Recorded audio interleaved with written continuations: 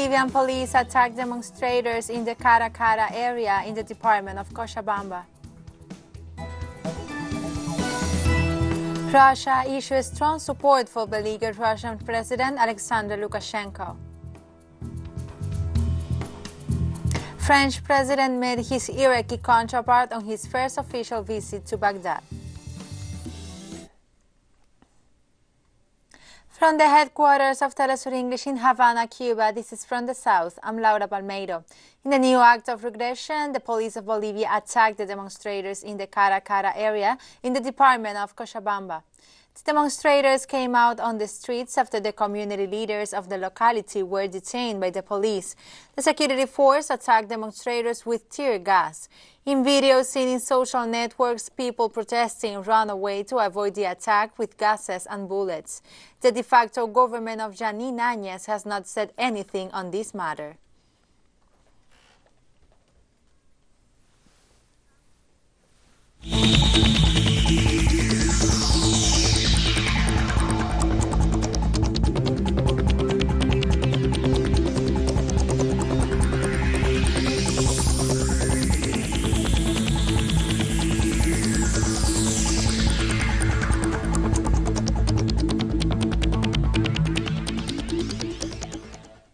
Carissa Etienne, director of the Pan American Health Organization, says that the Americas have registered the highest number of health workers infected with COVID-19 in the world. Our data shows that nearly 570,000 health workers across our region have fallen ill, and more than 2,500 have succumbed to the virus. Based on this data, to date, we have the highest number of healthcare workers infected in the world. In Jamaica, the Ministry of Health and Wellness has confirmed the deaths of 3 more people in Jamaica due to COVID-19. Also, there have been 224 new COVID-19 cases recorded within the island over the last 24 hours. The new positive cases bring to 2,683 the total number of confirmed COVID-19 cases, and the ministry urges every citizen to take precautions to avoid COVID-19 infections.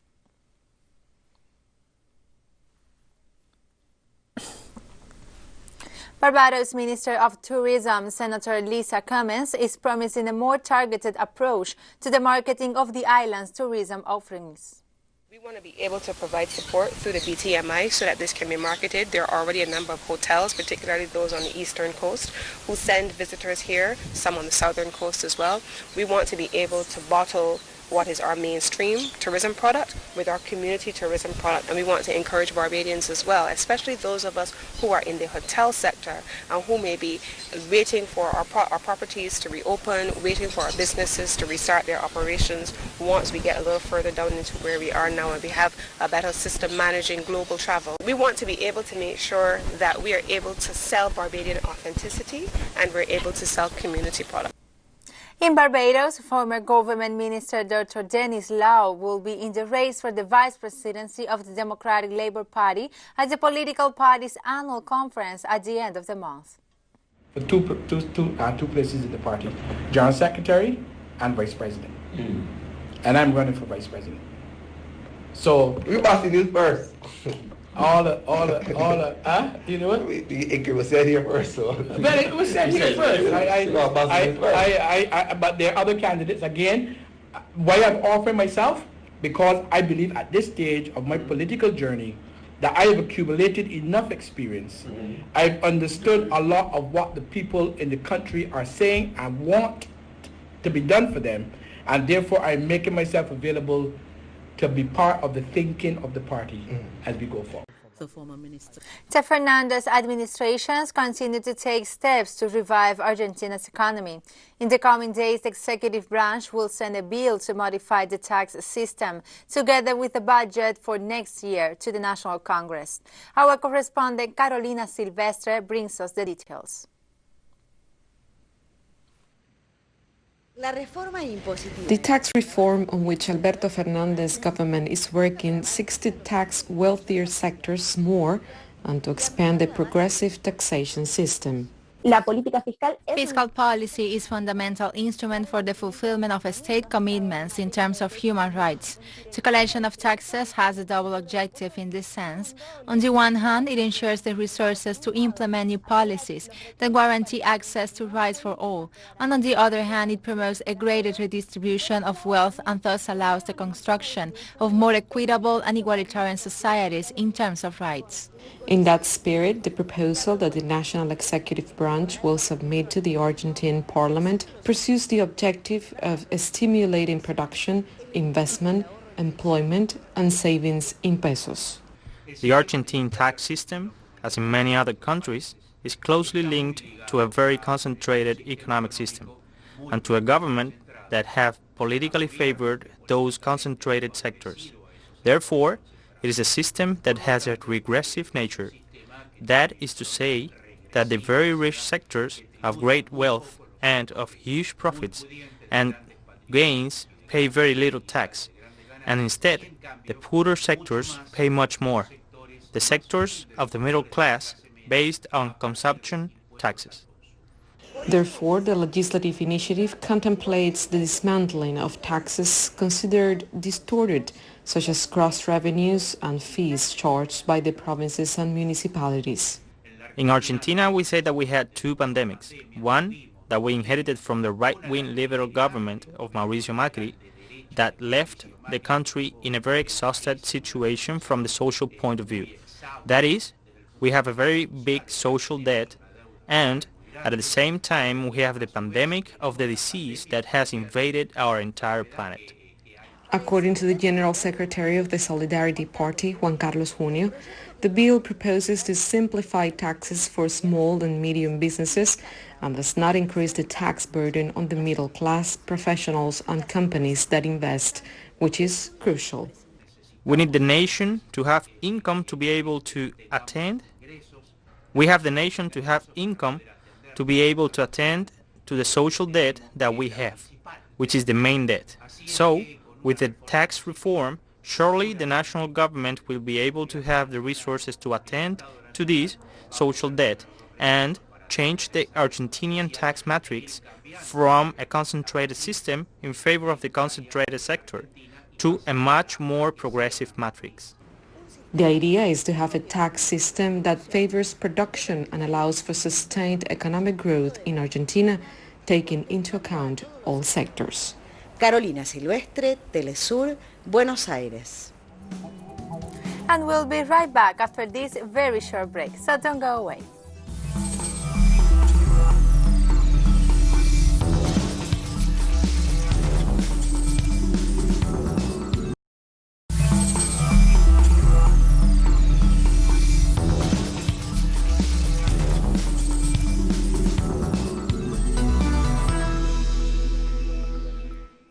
Welcome back to From the South. French President Emmanuel Macron met his Iraqi counterpart Wednesday on his first official visit to Baghdad, where he insisted the war-scared country should reassert its sovereignty despite simmering U.S.-Iran tensions.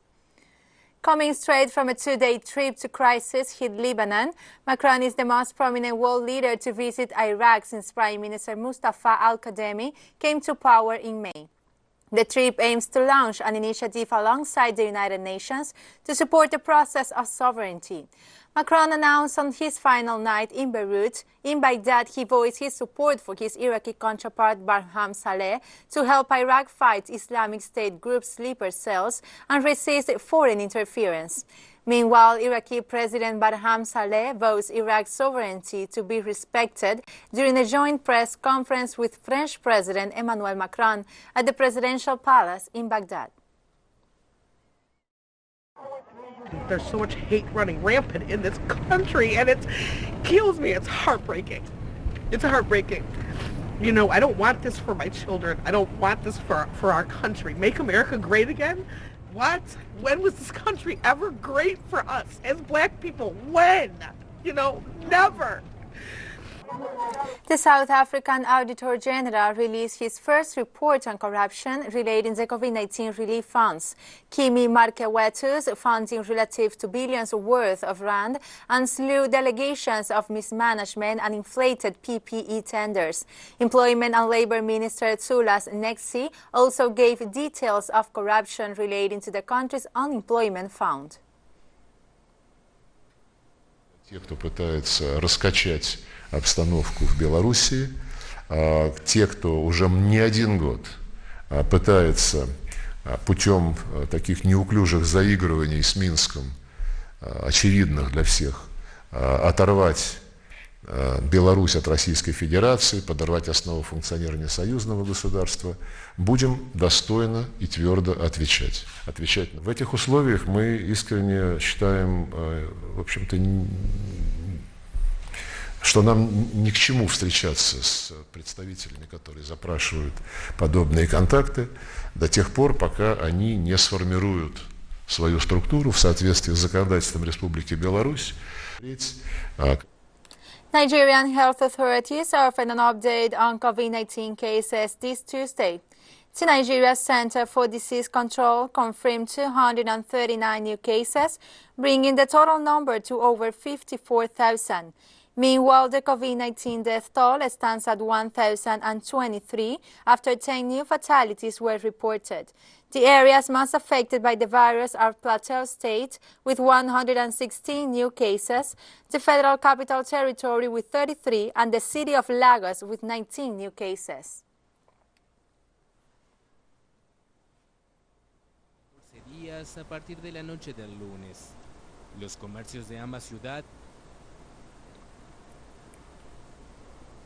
The Hindu festival of Ganesh Chaturthi came to an end in India this Tuesday. Devotees of the country's largest city, Mumbai, observed the festivities under strict measures to prevent the spread of COVID-19.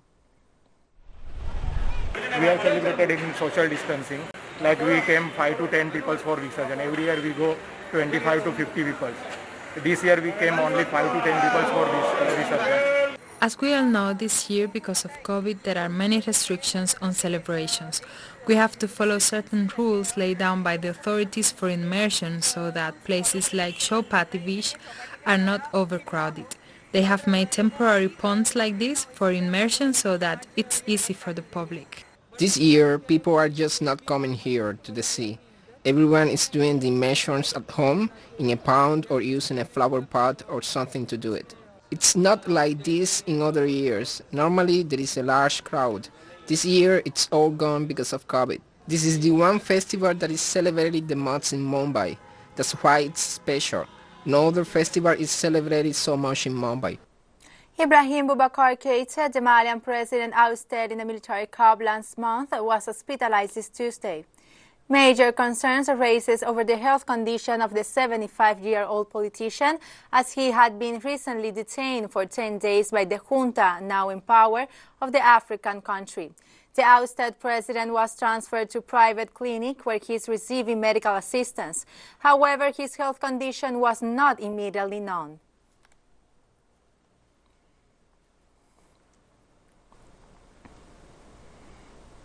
Turkish authorities addressed the latest situation in the eastern Mediterranean on Tuesday as tensions mount with Greece over energy exploration in disputed waters. Despite Turkey continuing to insist on its right to resources in the area, authorities stated they were open to join negotiations with all parties involved. Our activities in the eastern Mediterranean and the Aegean have the pursuit of rights and justice at heart.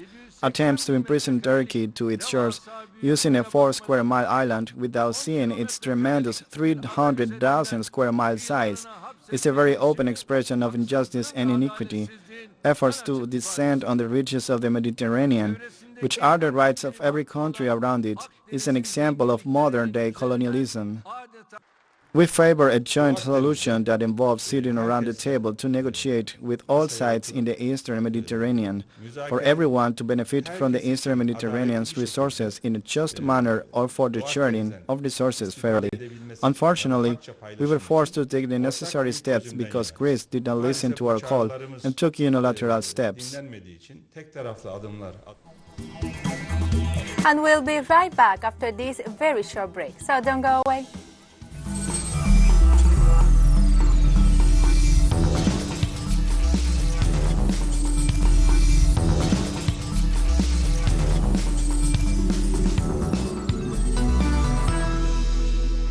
Welcome back to From the South. Russia issues strong support for beleaguered Belarusian President Alexander Lukashenko following weeks of opposition protests, stepping up official contacts and vowing the defend to ex-Soviet neighborhoods alliance.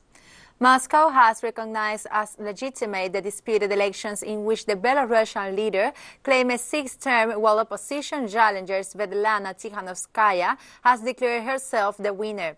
Now the two governments have announced high-level political and military meetings in the coming days. Prime Minister Mikhail Mishustin will arrive in Minsk on Thursday. He will be the most senior Russian official to make a public visit since the political crisis broke out over disputed presidential polls on August 9th, with economic unlikely top the agenda. The Kremlin earlier this week announced that President Vladimir Putin would host Lukashenko in the coming weeks.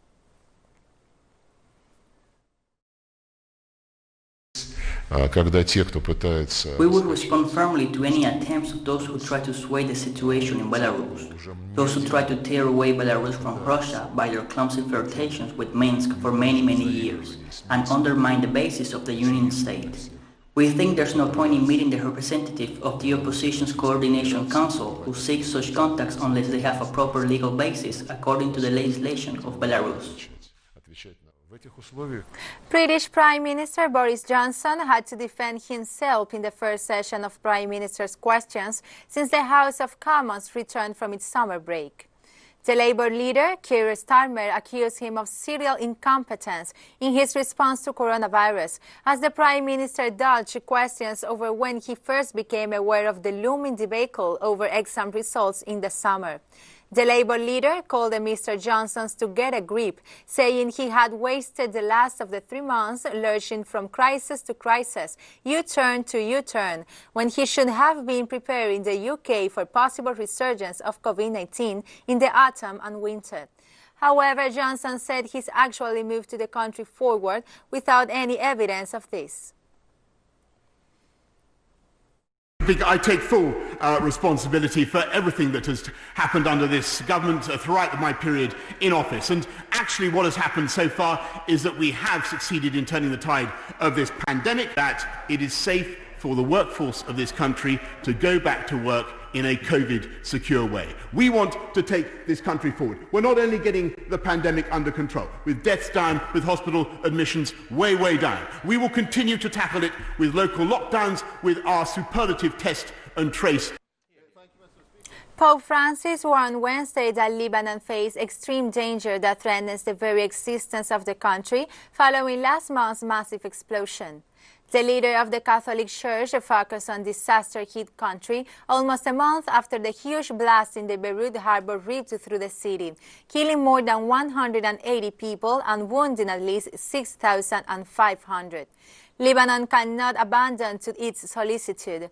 The Pope said at his first limited audience with the public in 6 months because of the coronavirus crisis. So far, the coronavirus has killed more than 35,000 people in Italy since it was first detected, according to the latest official statistics.